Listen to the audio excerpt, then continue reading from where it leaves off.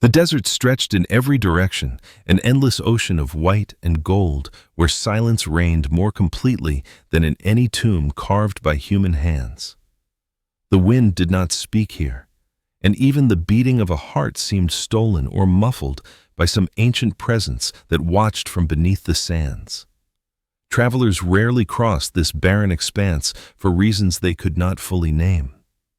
Some feared the heat, others the endless horizon, but the oldest among them whispered of a realm hidden in the dry, hollow earth. A realm made not of stone or sand, but of memory, shaped into walls and tunnels that pulsed like living bone.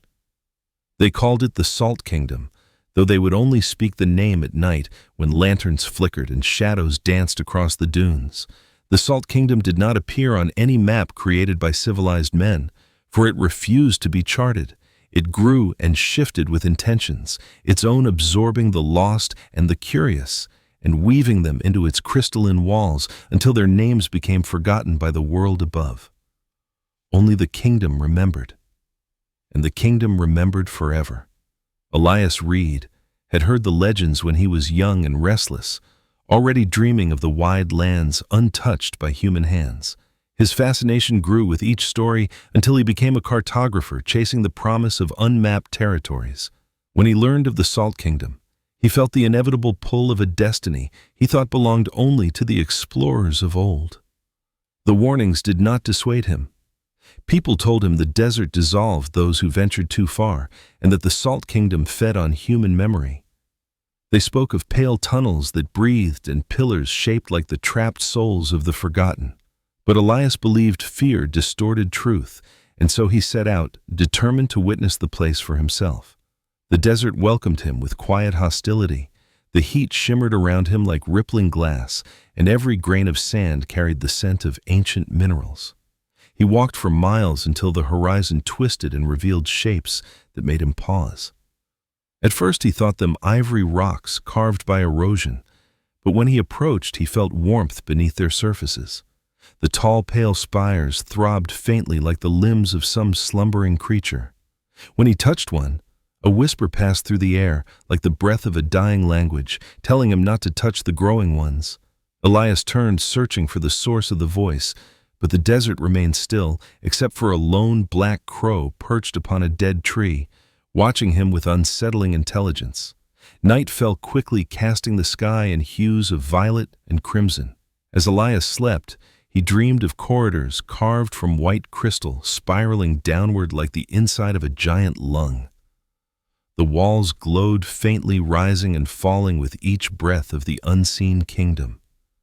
In the dream, he heard footsteps echoing behind him. Though he walked alone, he woke to find the sand disturbed around his campsite. Strange footprints circled him, human in shape, yet twisted, missing the marks of toes as though carved by a creature unfamiliar with human anatomy.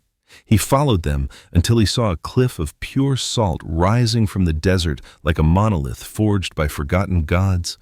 Its surface shimmered with internal light, casting ghostly reflections across the sand. At the base of the cliff, a narrow doorway opened into the earth, its frame etched with symbols older than any written tongue. As Elias entered the tunnel, a cold breath brushed against his skin, sharper than desert night. His lantern flickered, casting fleeting shadows across walls that pulsed like the flesh of a living creature. Then he saw the faces pressed into the salt, frozen in expressions of fear, despair, or silent pleading.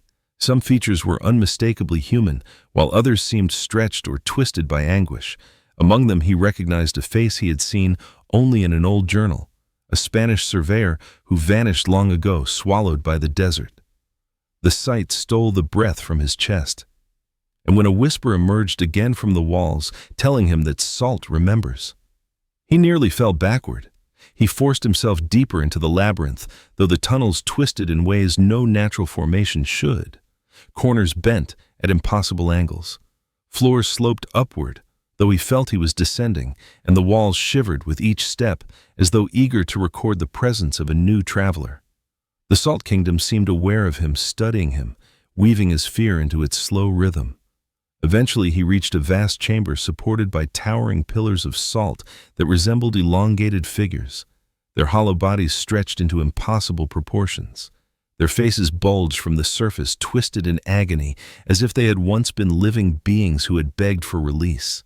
Soft whispers flowed between them, a choir of lost names and forgotten lives.